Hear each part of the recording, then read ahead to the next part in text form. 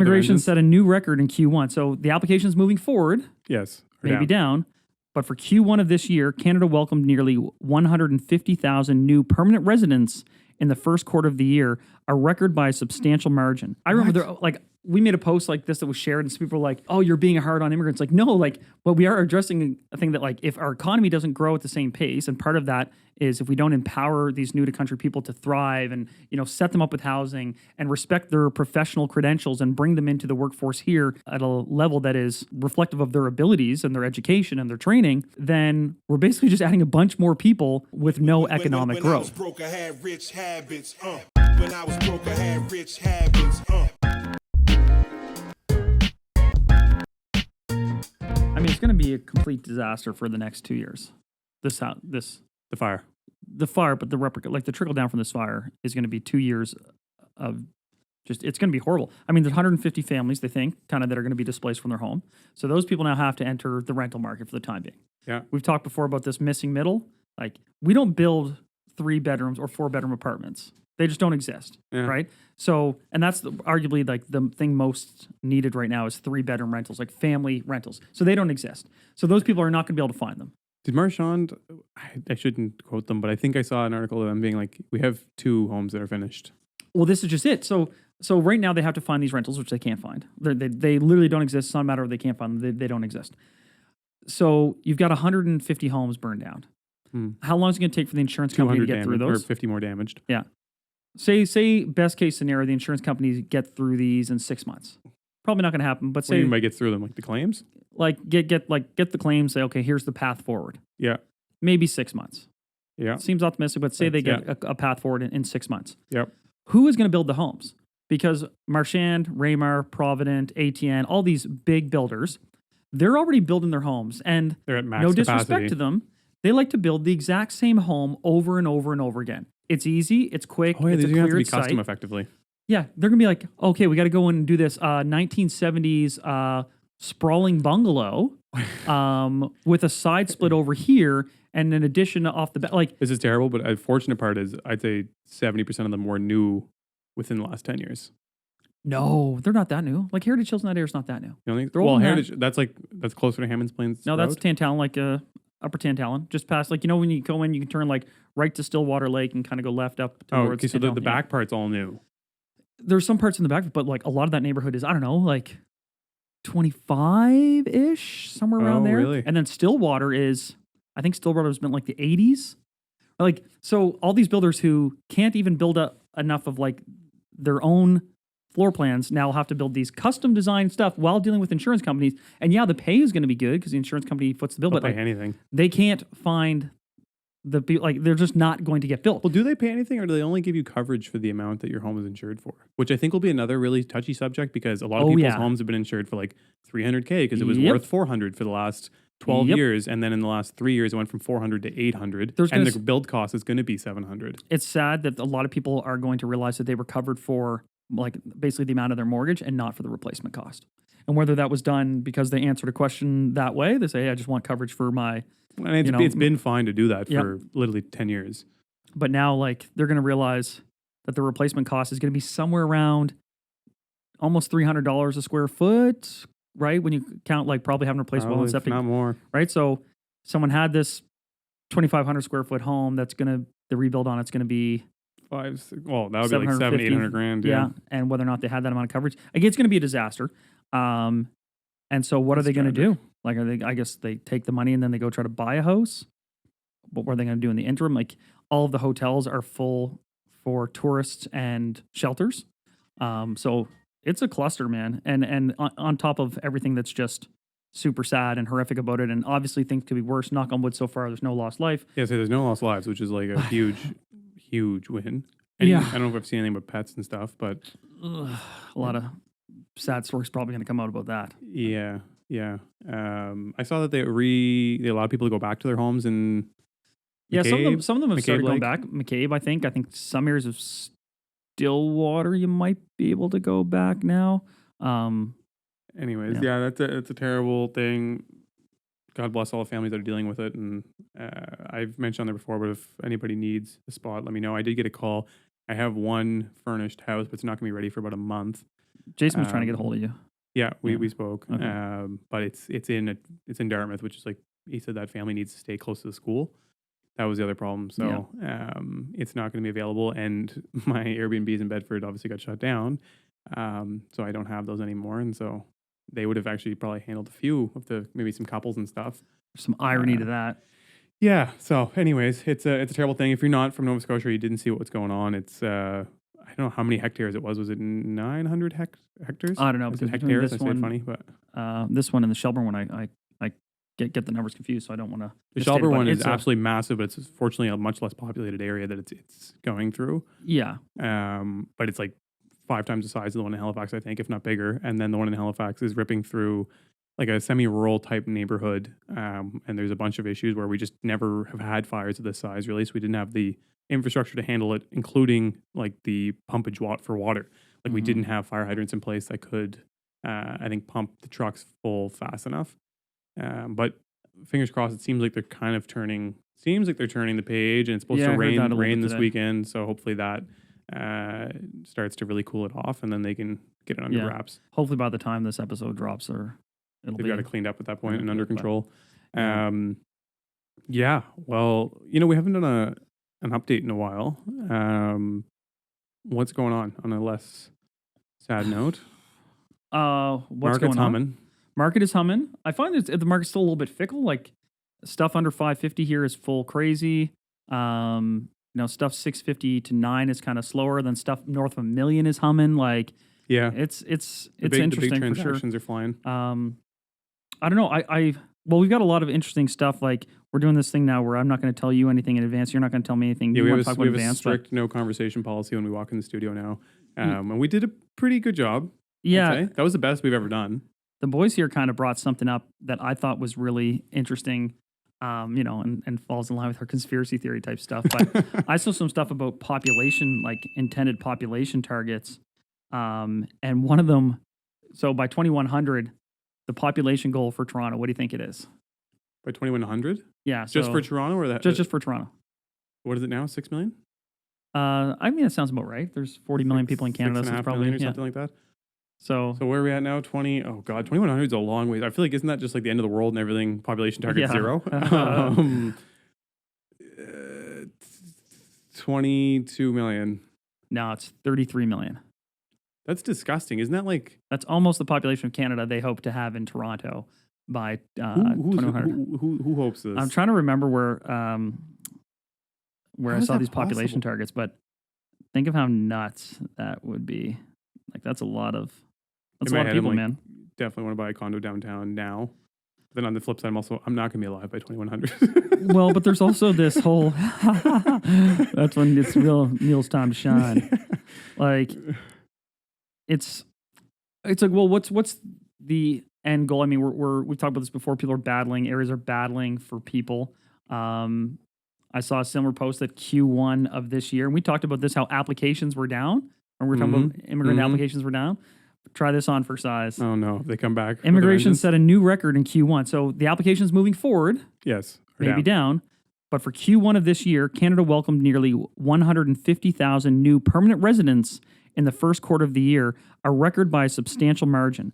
By comparison, the previous record was, you guessed it, last year at under 120,000. And so now we just almost hit 150,000 for this year. It's 25% more. Yeah. So I remember we made a post like this that was shared, and some people were like, oh, you're being hard on immigrants. Like, no, but we are addressing a thing that if our economy doesn't grow at the same pace, and part of that is if we don't empower these new to country people to thrive and, set them up with housing and respect their professional credentials and bring them into the workforce here at a level that is reflective of their abilities and their education and their training, then we're basically just adding a bunch more people with no economic growth. So my argument was per capita, we are getting poor. And right now our GDP is not going to be flying to the moon or anything because we're having this economic slowdown, but we're bringing in these people. And again, these are PRs, right? Like these aren't people stopping through on to come for school. It's 150,000 new permanent residents in just the first quarter, which means presumably we're on pace for around 600,000 for the year. And our population is only around 40. So like that's a big chunk of our population. 1.5%. I feel like it was 1% last year, which was a lot. Yeah. So to do another 1.5% this year is disgusting. Yeah. So I mean, and a lot of those would go to Toronto, so they're well on their way to that goal. I've been chatting with a few guys, but like again, there needs to be a focus on trades. Like that's the only thing. I just don't get it. I don't understand at all. Like, why is there not a major focus on educating people for trades? So we push everyone into university, which is great. We don't have enough jobs to feed those people. Hence why we say we lose a lot of our top talent to other countries, because we don't have huge sectors that pay big bills. And then we have no construction industry. Like, it's brutal. Like, I think about today. I'm begging people to come work on the house. And I'm like, they're all strapped. Like the builder that was working on it, he's like, man, I'm basically squeezing you in for 2 weeks. And that's all I have. After that, I have to go back because I'm like 10 houses behind on the build. And like heat pump guy is like, yeah, I'm booking out 6 weeks. And flooring guy, I'm booking out 2 months. And I'm like, yeah, every single person you call is booked for months and months and months. And I'm like, this is insane. Like, and it's tricky though, because on paper, if you're like, all right, we're going to bring folks over here, oftentimes like, all right, we want to bring people over who are university educated and, you know, they have a career path but you're right. We don't need any more of that. We don't need. We kind of need a bunch of tradespeople. And again, if those that are a higher, maybe like a specialty or a science background or a doctor or an engineer, whatever, let's at least honor their credentials somehow. Like, there's no point letting them in and be like, oh yeah, we can't really take your credentials here. It's like, well, then why did you come? They need like expedited trade schools or something. Totally. They need to be like, you can get your PR in 6 weeks if you enroll at NSCC and complete your trade or something. Like, I don't even know what it would be. Like, just something that like you can keep the immigration flowing, and then it also incentivizes them to go into the trades industry. The States is a little bit messy with it, but I mean, I just came back from Arizona for 2 weeks, and their cost of construction is a fraction of ours, and it's pretty much all of their immigrants. That's where they start. They start by doing in trades, and then work their way up from there. I'm not saying that they necessarily all have to do that, or that's like the way it should be, but it seems like an opportunity that we can utilize. And I think there's a lot of people in these other countries that also aren't fortunate enough to get an education that would love to. Yeah, to be like, okay, I come over here, I get a free education at a trade school, and I've got pretty much a guaranteed job. It's not, maybe a forever career, but for the first 10 years that I'm here, 5-10 years I'm here, there's literally people throwing jobs at me constantly, and I'm slammed. Versus, like you said, you come over here as a doctor, you're educated out to the tilt, and they're like, you can't work. Yeah. And so like my Uber, every time I get an Uber, they're like, yeah, I'm a doctor from Egypt. And I'm like, and now you drive Uber part-time? And they're like, nope, full-time. And I'm like, okay. Yeah, it doesn't seem to make sense. It seems like we're not doing it right, for lack of a better term. But I mean, from real estate perspective, a lot of people coming. And those are PRs, which means like they can buy. Yeah. So I know Neal always thinks the market's going down, but like, what's that mean? The reason I'm still on the market going down is just the cost, man. The cost. Like that Killam presentation. Phil Fraser, he had a great presentation. I loved it. He kind of went through everything that they did when they started Killam. Their average per door cost, I think, on their first 1,000 doors. I wish Phil would listen to this and verify, but their average, what do you think their average per door when cost they're buying for Killam REIT was on their first 1,000 apartments? 40. It was under 60. It was like 56 a door or something. For the first 1,000 units. When they first started. No, they opened up in the early 2000s, so that makes sense. Oh, man, it used to be like you were gobbling stuff up at 60 door. And it was like 90 doors. Like, I can't believe they want 90 door for this. We'll negotiate them down to like 77. So then he had a chart up as well of, did I tell you about this? He had a chart up of his construction costs. So he had his per door cost when he was buying. He had the rent costs going. He had like the taxes, all the other things. He had charts for all of them. And then he put up the cost for construction. And really, they only started building, I think, in around 2010 range, 2012 or something. And so for 2012 to about 2019, 2020, so for about 10 years, he had, it fluctuated between like $1.85 to like $2.20, depending on if it was here or Ottawa or wherever they were building. And then COVID hit. And it just immediately went $2.20, $300, $2.80, $3.90. And then the most recent building that they're finishing, what do you think the most recent per door cost was to finish a building, brand new build? It was like maybe 15 or 18 stories in Ottawa, but not hard of downtown, just like in a neighborhood, like a Cole Harbour area. 4.25. $571. $571. So for anyone listening, $571,000 per unit is what they averaged in cost to build this building. And all you guys listening know how mortgages work out. $571,000 unit. Yeah, the mortgage on that's going to be but still $3.5K a month. Yeah. Like is what they need for rent to even. And does that not include land? I think that included land, so that probably helped cause a lot of the inflation as well. But still, that's astronomical. The land didn't go from make it go from 250 to 600. Right. And so he was just talking about that, and he said one of the biggest things that grew in that time frame was taxes and permitting and regulation costs. He said that contributed to a direct contribution of 30 to 35% of that 571 was simply in taxes and like fees and permitting. We said that here before, and again, like if you think that the government actually wants affordable housing, like you're pretty naive. They don't make money off of affordable housing. That to me is why I'm like something has to change. Mixture of trades need to come into play, and like they're not going to keep building. Like Killam's not going to finish this, then rent it up and be like, oh, we make no money. Yeah. And again, the markets for rent is insane, but if they have to rent at $3.5K, there's going to be people just can't rent it. There'll be 10 people outside like, man, I need a 2-bedroom. And they're like, well, they're $3,500. And like, I can't do $3,500. Yeah, I literally don't have the money in my account to make it happen. I know. Yeah. So I'm like, it's not, you know what I mean? Like, what point does that give? And that's where I'm like, something's got to go. And then there's the commercial real estate sector, which everyone's seeing it in the news now. Every bank is like super scared of the commercial real estate sector because, especially in the States, 70% of the loans in the commercial world are coming up for renewal in the next 18 months. And a lot of it is struggling as it is. And so when these renewals come up and have a ton of vacancies, it's not going to do well, right? Now, commercial, I'm saying like predominantly office. Retail's okay, but not great. And then industrial is piping along, which makes sense because the construction industry is killing it. And so is the shipping industry of shipping to people's homes. And the way that we shop now has changed, right? So probably a lot of the value in retail has now shifted over to the industrial side of things. But anyways, that's why Neal's pessimistic. But I still think if you're on a residential scale, if you're looking at your home or duplex, if you buy well and you follow the principles that we've talked about before, your investment's safe. And even if it goes down for a little bit, it's like anything. If you're able to float it through this period, continue to, because it'll come back.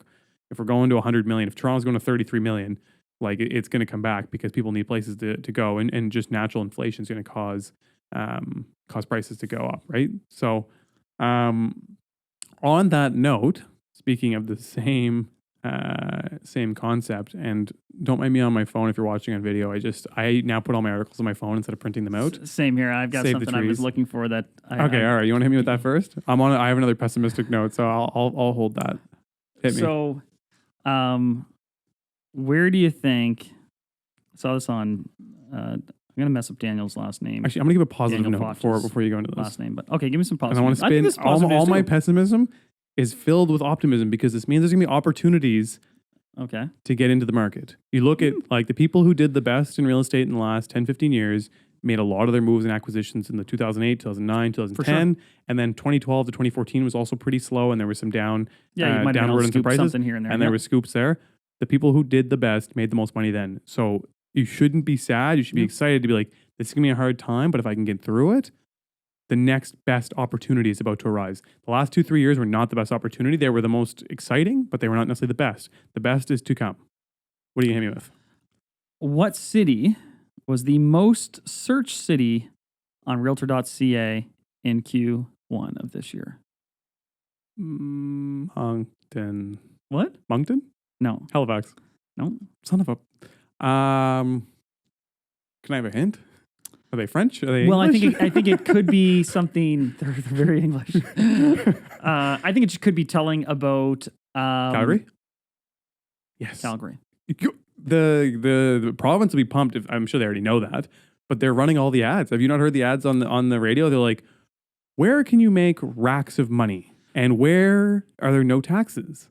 Where is the promised land? And then you're like, visit Alberta. Yeah. So over 4% of searches on realtor.ca in Q1 were in Calgary. Right. Mm-hmm. So think of all the other cities. Like none of them, obviously Toronto's got a lot of traffic, right? Just having a lot of people. Vancouver, same deal. Yeah. Moncton, doing great. We're doing great. But Calgary was leading it, and in the top 5 was also Edmonton. So no way. This is an area that if you've gone through some of the other things we've talked about, isn't necessarily an area to invest in terms of potential lift, in terms of cash flow, in terms of, building a rental portfolio. There's some definite options there, but it's not going at the pace of some other areas. So if you're putting your money, it wouldn't necessarily be investor money. So who's searching there and why? Go ahead. Yeah, this whole question of you're like, people aren't going to be able to afford it. People aren't going to be able to afford it. People aren't going to be able to afford it. I had a couple of people recently ask me, they're like, what is going to stop this? They're like, how are these rents going to stop going up here? We're talking here in Halifax, because they just keep going. They keep going. They keep going. And, everyone is of the same mind as you. Like, it's got to stop at some point. Mm-hmm. But if they keep bringing more people here, it's just going to keep going. So, like, I've been asked, what is going to make it stop? And what's going to make it stop is we're going to have the same thing that we had when I graduated university. So I graduated university around 2005, 2006, whatever. A good amount of my peers, I want to say 50% of my peers left the province right away. Yeah, same. They just left the province. They went right out to Alberta. Same. And it's only been in the last 5 years that they've all kind of started to come back. Yeah. Right? So they were gone, call it from maybe around like 2007 until 2015. They were kind of gone out there. Yeah. And they slowly started coming back. During that period of time, rent was cheap. Like, you could get an apartment, man. Mm-hmm. I remember I started being a landlord in 2009, 2010. And it was like, you were just like really hoping the tenant liked you, and, you felt it was a really good unit. You spiffed it up. You were updating the ad every single day, following up with people, maybe offering them half of the first month free if they were a really good applicant, all of these things. But the reason was no one was coming here from other provinces. No one was coming here from other countries. And a lot of the young people were leaving and going to Alberta. Yep. So what could happen to slow down rents? Well, that could happen again. We could have this mass exodus of people. And why I think we're headed for it is because, say you just immigrated here to Nova Scotia. Yep. Your situation, as we just talked about a moment ago, is dire. Like, you cannot find a place to live. You cannot find a job that is worthy of your time. Yep. All these things. That is about to get worse Yep. because 150 families just entered the rental market. So if you are new to country with your family, staying in a hotel, trying to get a longer term rental, well, congratulations, you are now competing with a displaced family from a fire. Mm-hmm. Who do you think the landlord's going to rent to first? Probably the sob story over here. They both have sob stories, but my gosh, it just got that much harder to rent a home for your family. So you're probably not going to stick around Nova Scotia. Yep. Whether you go back, if you go back to another country or if you go to elsewhere in Canada, I don't really know, but chances are you're not staying here. Mm-hmm. Additionally, I think the word is out. It's going to continue to get out and less people are going to come here. But also, if you're just a local here, and I see this all the time because young buyers like trying to get started. Mm-hmm. You're like, man, like I'm doing it. Like I'm busting my butt. I've got a really good job. And, maybe there's two of us. Maybe I've got a partner. Maybe we're not together. Maybe I'm single. I'm solo. Man, but the competition out there and how much I have to pay and my take-home income is not good. My after-tax income is trash. So it's like, or I can go to Alberta, have a higher after-tax income, significantly, and have a lower or comparable price of living. I mean, definitely lower, realistically. We had all the charts. It was lower cost of living. The you people, make more money. There will be that tax. exodus again. Like, I would feel terrible for someone. It's happening now. It's happening now. And the other thing, though, like, again, when you're in Alberta, this part that blew my mind, though, is Alberta pays more and all that. Well, this shouldn't blow my mind because we understand that most of the costing in housing is taxes, but their housing's cheaper and they build things for cheaper. Yeah. But the average person out there is making a higher hourly wage that's in construction. So the guys are getting paid more money. Taxes. And then the houses are cheaper and they're building them way faster. Yeah. Well, they don't have HST. Yeah. It's absolute insanity. Like, anyways, and the other thing for me for Alberta, like, I mean, I'm a fanboy. Like, mountains are out there. You're a couple hours from the mountains. Literally, half the city of Calgary, you look out and you can see the ridgeline of the mountains, and you can mountain bike, you can ski. The only thing I will say is they don't have the ocean, and they don't have they don't have as readily available lakes. But if you can get honestly, past man, that doesn't matter to people who are just trying to pay their bills. Yeah, like, I was gonna say I lived here for a lot of years. I didn't spend any time on the ocean or on the lakes. So no, I think you're right. I don't know if it will be a big enough mass exodus that it's going to actually impact things though, because we're pretty flooded. Yeah, it would take a while, but man, like you lose a couple generations of workers to out west, you notice it in a few years. It happens, right? Yeah. So what brought people back? What brought people back? That's a really good question. There was a bit of a slowdown at that time frame. Yeah, I think some of it was demographic. Like I think a lot of people went out there, got really settled in their careers, and then could actually cash in on their home sale out there and come back here and live pretty well. Like at that time, there was that gap in pricing. We're like, okay, I'm going to sell my home in Toronto. I'm going to sell my home in Calgary. I'm going to pocket $500,000, and I can come back here and almost buy a property in cash. And in addition to that, I now have a kid. You know, I want to be closer to my in-laws, and I'm high enough in my career that I can kind of cherry pick a job because Halifax started to boom. So it's like, okay, now there are jobs back there that are comparable, and I'm experienced enough, I'm high enough in my corp that I can kind of, place myself back with a good job. And so it was kind of a perfect storm. It brought people back at the same time as we were bringing a bunch of people in, and it doesn't seem like we're going to slow that down. So I just don't know. It's funny. I was just at from right before I came here, I was at a guy's apartment. And I'm subleasing his apartment here downtown, and he's moving out west. Yeah, more money, better lifestyle. I used to have tenants and clients who'd be like, "Yeah, no, I'm gone for 4 weeks, and then I'll be back." And then be here for a bit. Like, "Oh, actually, I just took another posting. I'm going to be gone for like 9 weeks, and then we'll resume." And I haven't had that in years. Not in a client, not in a tenant for years. Yeah, I guarantee you, in the next 6 months, someone's going to say, "Oh, I'm actually going out west." To work for a little bit, then I'll be back afterwards. And what sucks is they're probably going to be tradespeople that do it too. Which we need desperately. We need them here, right? We need everyone here. But so Calgary, #1 searched city in the country for Q1. Calgary is dope. You're making me want to go. What do you got? Well, now back to the dreariness. I mean, I guess that's not even necessarily the most positive if you're local to Atlantic. But CBC News article, more than half of GTA condo investors losing money on their properties. Oh, yeah. So basically what's it's saying is that... Tip your landlord? No, this is a more somber. It's just saying 52% of condo investor owners in Toronto are losing money on a monthly basis. Mm-hmm. And it's expected that's going to get worse. Like expenses continue to rise. Mm-hmm. And rates aren't coming down anytime soon. Rates aren't coming down. And people, same thing, when they're locked in, so they can't really do anything to their rent. Like, this is where I go back to my idea of, like, what's to come here. Like, some of these people are going to be like, I am tired of floating this. And with rates being where they're at, price increases and price growth is not taking place anymore.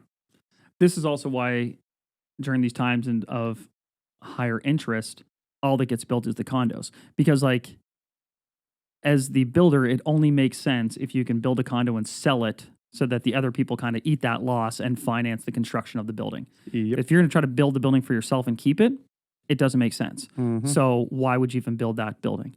And everyone always clamors. They're like, oh, first of all, a lot of people that clamor online don't seem to know the difference between a condo building and an apartment. Like some building goes up like, oh yeah, more luxury condos. That's exactly what the city needs. Where's the affordable housing? Blah, blah, blah. Well, one, it's an apartment building, not a condo. It's like building houses. But increasingly, it's going to be more condos because it doesn't make any sense. If you're an apartment builder, it's hard to make it make sense unless you've got a big amount of cash. And in order to fill all the need, you can't just have the major players building stuff. You need a lot of small people building stuff too. You need these infill buildings. You need it all. And at these rates, it's kind of hard. But if you make it a condo, then you can actually sell them for more. But those individuals are going to kind of eat the loss individually that a corporate landlord wouldn't do. Similar to what we just talked about with what Killam was experiencing with the building that they're finishing right now. They built these units for $600,000. So they need $3,000 a month, $3,500 a month to float them, which you're not going to get. Or they can sell a 2-bedroom, 2-bath condo for $800,000 and they can pocket $200,000 immediately. Yeah. And again, the long-term renting income is great and should technically be worth more. But if you can't float it for the first 10 years, where's the business model? Yeah. Right. So it's. I think Halifax is about to switch. I think we're about to turn a page with all the rent controls and everything, and it's going to be less and less apartments and more condos. I think we're going to go through potentially another year or two of price growth on the peninsula, and then you're going to see condos go. But we're starting to get to that point where, like, some of these neighborhoods close to the downtown, like, basically, if you want a decent house, it's $1 million bucks. Mm-hmm. Right? So I think once that starts to cost $1 million, $250,000, you're going to start seeing condos make a lot more sense because people are like, well, like, I don't have $1.5 million to buy a house, but I want to be in this area, so I'm going to pay $650,000 for a condo. Yeah. And it's small though. It's gonna be 800 square feet. Yeah. but they're still like, well, it's a 2-bedroom, 2-bath, and it fits my living requirements, and I have the lifestyle and all these things. And I think we're right at that point where it's like, I think you're going to see it change, and that's not going to make the rental situation any easier. But oh man, and they make it very cool downtown because condo buildings have a lot more incentive to make themselves nice because they're trying to be competitive, so they get really neat amenities and usually more appealing visuals. Yeah, this is on a lighter note. I don't know what made me think, but I don't have the number here in front of me. And I wish I got it for Canada, but I saw it in the States. NAR, which is the like the Realtor Association for the States. Yeah. Reported that the number of realtors actually like declined last period. For the first time in history? In a long time. Really? Which is... That doesn't surprise me at all, especially because the start of this year, the volume was just... was low. Yeah. Dead. Like it was just, we were coming off super high volume. And then it just came right down. Now, again, I think we're in a little blip temporarily. I think it's going to go back to a little bit slower. That's just me. Because again, people can only afford to do so much. But I'm surprised by that, but not really. Not really. We kind of talked about that. Like it makes sense at some point. The other thing is, ultimately, when you have that rush of people who got it, there's going to be so many people that get in there. And even if they're doing fine, like they're making fine money, they're going to be like, I don't like this business. It's like I did engineering and I did 2 co-op terms and I was like, I don't want to do this. Mm-hmm. And I would say it's the same for a ton of people that get into this business. And I think the realtor game is a very funny one in the sense that like everyone has a totally different perception of what it is. Like when you're on the outside, you have such a different perception. And I don't think you get what it is until you're in. Like there's a TV show concept, like Selling Sunset, and that shit ain't happening. Yeah. And then there's even just like, you're like, oh, these people do nothing. They just write a contract and they get paid $20,000. That ain't it. And then there's also just like the idea of like, oh, there's no stress and you have no schedule. And it's like, well, that ain't it either. Yeah. I think very few people come into it realizing like what it entails as I'm looking at you and you're just like, oh yeah. And I'm like aging it before your eyes. And like, I meant to say like my hair looks messed today. I don't even know if it's messed right now, but it's been a long couple weeks, man. Like I need to comment on your jacket coat thing as well, by the way. Do you really want to? Wearing that denim little outfit, you want to comment on this? Proceed with caution. It's a cute little shirt, isn't it? Yeah, I think my wife has the same one. Yeah. It's stretchy. I believe you. What's on your left breast? I'm gonna start there. Oh my god, man! Why did you guys give me a heads up? My luck. There's no heads up here, bro. Every time I watch a video back and I see myself, I'm like, damn it! Nobody said anything. I look like an absolute goon. I was thinking we should cut the video because we look like tools. And then the second thing I want to say is I had that exact same fabric in a pair of shorts, like the identical. Oh really? Yes. Where's that from? I don't know. I feel like it's from either Zara or Topshop or something like that. Zara, maybe. That's because it's literally the identical, and it even looks like the same type of like. No one knows what these are. What do you think they are? I always thought they were palm trees. Palm trees. Someone's like, is that spiders on your shirt? Or they kind of look like a cheese string. Like, when you peel the whole cheese string. But anyway. maybe mine is a little different because I never questioned it. It was always palm trees for me. But no one ever complimented my shorts, so maybe they were like, that guy's shorts look stupid. Oh man, perhaps. Anyways, I have a few more articles. Do you have another article you want to hit me with? I mean, I don't have anything much more exciting other than like all these conflicting ideas of like, all right, population way up, but people looking to maybe move from here. Why would they stay here? Like, it's the definition of or the classic example of opposing forces, and frankly, not really knowing what side people are going to land on. Like, it's weird, man. I don't know. I'm kind of getting a little stressed out and a little worried about the future, but also just seeing prices going up and up and up. Yeah, we're in a tight bind. I think something's going to have to happen. It's going to be a regulation change, or I don't even know. It's going to be some sort of incentive. And I say that at the same time, I think Toronto went through a similar period of craziness and has been and kind of just stayed in that flux of craziness for 20 years straight. And I think Vancouver went through a similar sort of thing. Yeah, we're only 5 years into it, really. We talk like the craziness. Yeah, so it might just sustain, and this might be kind of like the Canadian model, is just to absolutely juice the heck out of each city on both coastlines in Toronto, which in some ways gets me hyped up. Okay, hit me with the theory. Hit me with another theory. So, what did you guys say was the population goal for Canada? The boys were saying 100 mil. 100 mil is the population goal for Canada by 2100. And for Toronto, I talked about that would be 33 million for them. Yeah. All the countries are competing for people. Yeah. And there's a lot of economic reasons why you'd want to do that. Yeah. if you're being like, puppet string, like roll back the curtain, what's really going on here? Yeah. I think moving as many people as possible to a westernized capitalist society, like advantages people who are in that capitalist system. Yeah. But it also moves a lot of people out of other countries that might be like resource rich, or like could start to have some leverage over world geopolitical, influence, right? So if you move people to the Western world, you then have a better chance of continuing to exploit these other parts of the world because they're going to have smaller populations. You're taking a lot of their human capital away. You're increasingly like waging this culture war between, West and East and all these things. I don't know. I feel so like, are you saying we're trying to make it a little nicer to capture the best of the best from those places? I think in addition to trying to bring the best of human capital over to, like our country being Canada, I think also if you are one of these Western countries that has a history of exploiting some of these other countries, basically evacuating them of people and human capital serves two purposes. Like you can then continue to be more opportunistic Dominant in there. Yeah. I don't know. Interesting. Yeah, no, I'm with you. I'm all about because what's going to happen? Like all the people can't just move from one area to another.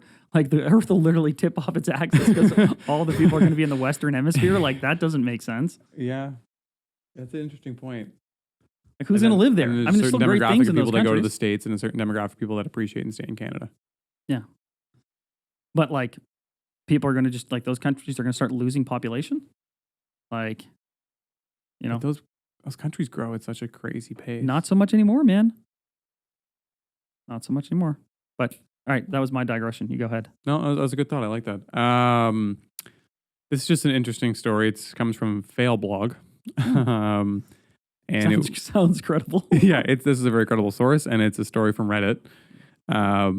But it's real estate agent accidentally. So this is a blog quoting Reddit. This is a blog quoting a blog, I think, is what that would be. Okay. Two non 100% verified sources, but it is a real estate agent accidentally sends tenant email meant for landlord with plans to price him out. Ooh. Yep. Not a great look. But basically I guess so this is a place where realtors manage the units. And they sent a email to, again, who they expect to be the landlord, the person they're managing the apartment for. And they're like, I think to play this smooth, you should offer to renew the lease, but with an exorbitant increase. Go from $500 to $950 and attribute it to the current rental market. Oh my gosh. And then follow-up email. Disregard previous email. Yeah. Anyways, the tenant immediately took it to Reddit and absolutely got him roasted. $500 though. It's pretty cheap rent. I was wondering where it was. I was like, that's a very cheap rent. But basically, the other thing was the reason they were doing it is because they said the agent referred to the tenant in the email as high maintenance because he frequently requested that his AC unit be fixed, which was included in his rent. And that shouldn't be much of an ask. I digged into it a bit further, and like I think the tenant was a little bit on this guy's case constantly. Mm-hmm. And it was, but this was on the flip side, brutal to try and price him out. Well, I mean, but then there's the other thing of like, when the lease renewal is coming up, it goes from like, is it a business or is it the goodness of your heart of just keeping it way below market? Yeah. I never quite understood how like someone could just have the right to stay there. I don't understand. I don't agree with it. It's not their property. I think you have to be protections and everyone has to sign a lease that strikes some sort of balance, but you shouldn't be able to stay somewhere forever.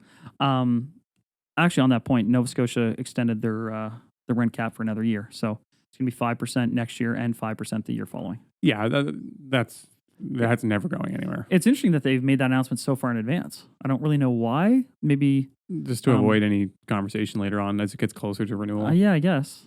Yeah. They're just because right now no one's paying. When did they make the announcement? I just heard it. I don't know, a week or so ago. Okay, like that, but I was gonna say there's gonna be all sorts of things that get announced now, and people aren't gonna be paying attention in summertime, whatever, and like you're like whatever, that's years down the road, and then you're like, oh shit, that's what we have now permanently. It is pretty strong predictability for people who are like, all right, I want $1,000. 2 years from now, I'll be $1,100. Mm-hmm. It's a pretty sweet deal. Well, they'll be 1,102. Yeah. Like it's the last thing I want to bring up which is another, I guess it's a negative thing. I guess that's all the stuff that I click on. But the news... I know, your algorithm is a negative... Negative news captures more eyes. It just does. Everyone knows that. Right. They don't make a newscast about all the happy things that happen in the world. They make newscasts about like stolen cars and shootings and people being homeless. That's literally why everyone's all up in arms. No one's talking about like, check out all these sick new places that people are living in. We have tons of new apartments faster than ever. They're always like, look at all the people that have nowhere to live. Yeah. And it's like, what the hell? We just housed 400 people in that new building. Anyways, StatsCan cast doubt on claims of widespread labor shortage. Analysis finds that there are no labor shortages for jobs that require high levels of education. And this kind of feeds into what we were just saying. What are you going to say? I kind of realize like I don't disagree with that. Like I think there are a lot of people who are probably actually like, man, I know there are all these jobs around there, but I sort of feel slightly underpaid or underemployed for my degree. Like, you're talking about people in your engineering class. Like, I don't think, you walk out with an engineering degree and it's like, throw your money at me. I'll take any job I want. I don't know that it's quite that robust for that sector.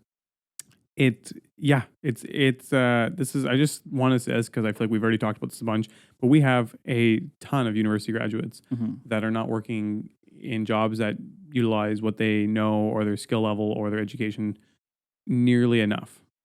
And then we have the same problem of having a ton of jobs that are unfilled, and it's because they just can't get people. Yeah. It's actually another two things. I just literally was trying to get a cleaner. She said, I'm understaffed, I can't come out. And landscaping company, same thing, understaffed, can't get out, and they're delaying. Like, it doesn't matter what it is. Anything that's not specifically a bachelor's degree job is just completely toast right now.